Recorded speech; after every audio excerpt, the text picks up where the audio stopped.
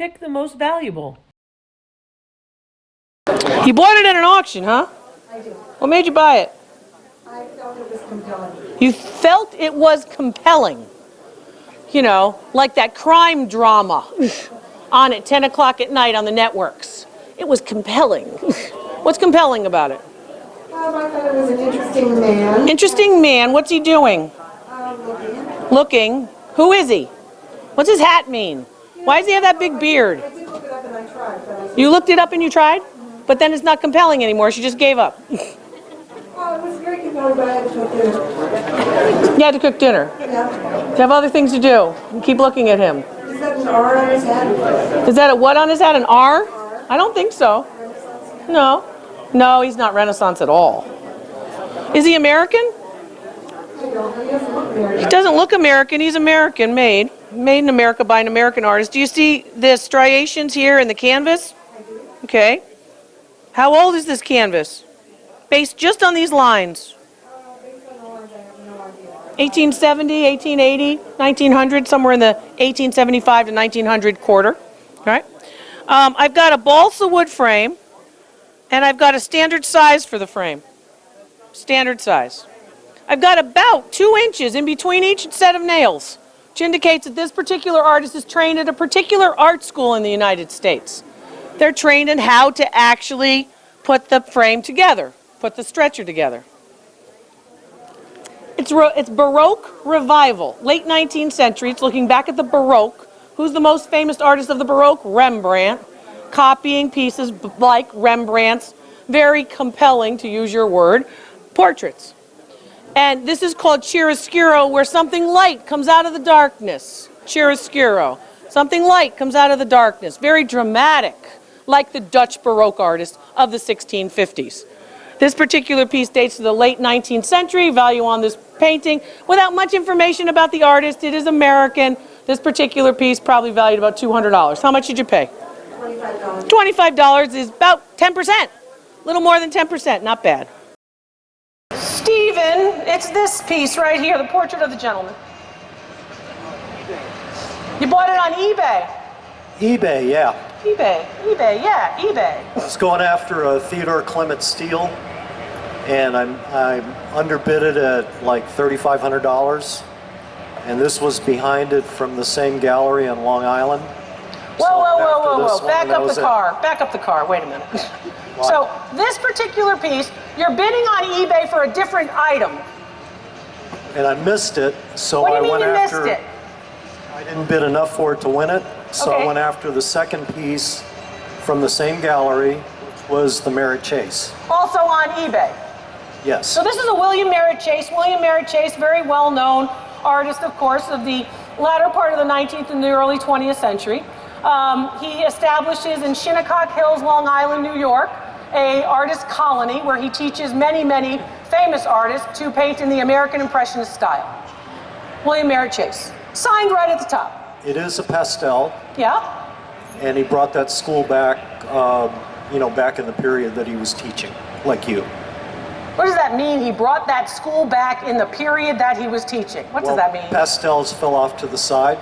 Oh, well, that's not really true, but okay, yeah. Okay. So he revives the interest in pastels. Is that what you're getting at? Exactly. Yeah, well, pastels don't always fall out of favor, but yes, pastels are, of course, oil crayon, basically chalk. This one is very, very fresh. That means it's not flaking, it's in very good condition. Do you know who the man is? No. So you haven't done any research to find out who he is. He's going to be relatively important because those people that, of course, William Merritt Chase is depicting, making portraits of, relatively important class of people. Now, this particular piece has a market value anywhere between $6,000 and $8,000. What did you pay at auction? $1,900. $1,900. So you paid almost $2,000 for something worth between $6,000 and $8,000. Pretty good, right? I feel good about it. You should feel good about that, yeah. This is a wonderful piece, a very good example. And the signature is great, but we don't only look for signatures. I look at the brushwork, I look at the way in which the application of the material or the pigment is applied. I also look at the support, the backboard. It needs a new backboard that's acid-free. There's nothing wrong with the frame. The frame is not period from the early years of the 20th century. The frame is a newer frame, probably from the 1950s or 60s. So, If you're selling something on eBay, you should know the market, right? Because somebody who sold it just lost between $4,000 and $6,000. They did. Good for you. Thank you. Thank you. Thanks, Dr. Lori. My pleasure. You think this is an African ceremonial jug? That's what you thought. You thought an African ceremonial jug. That's kind of interesting. Yes, I was thinking maybe North Africa. You think it's North African? What makes you think it's North African? It looks like the Speak into the top of the mic for me. Tuareg style. It looks like Nigeria? Is that what you said? No, Tuareg. Oh, Tuareg. Okay. So this particular piece is a piece which has what we might call a pre-Columbian look. Okay? I don't want to get it to Africa. I'd like to get it to Central or South America. Is that possible? Yeah. At the auction, what did the auction think it was? African. African. Really? Okay. So this particular piece is made of what? Some sort of clay. Some sort of clay. Rough It's a clay. ceramic of some type. Yes. It's not metal. No. No. Okay. So what sort of clay? It's pretty rough. Pretty rough clay. Kind of dense, or coarse, I would say. A coarse clay. So not quite a terracotta? No. Let's see if I can help you. Does it date to the 8th or 9th century AD? Yes. Yes. No. It dates to the latter part of the 19th century to the early 20th century. It dates about 1870 to about 1905. Value on it, about $500.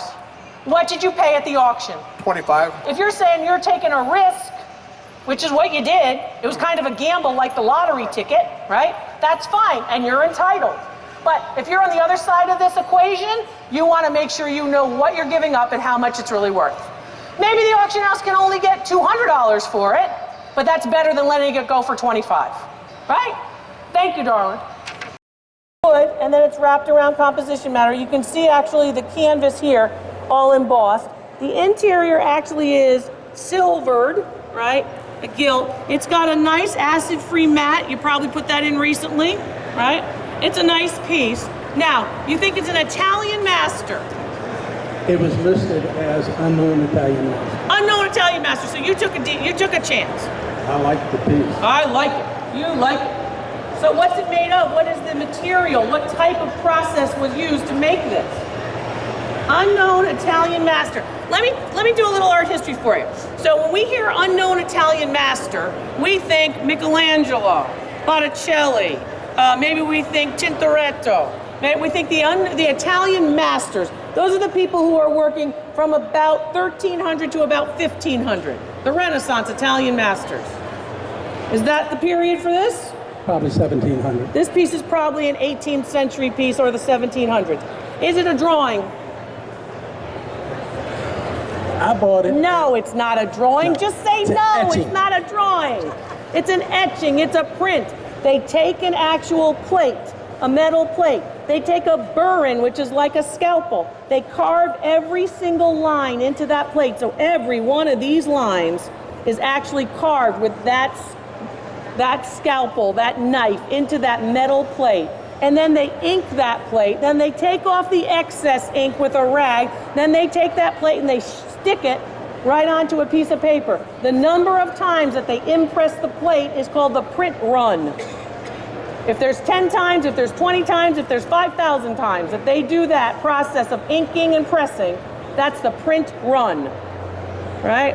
So he has an etching, and then what he does is they take that plate, and then Rembrandt would destroy that plate. He'd do 12, he'd destroy it, it would be gone.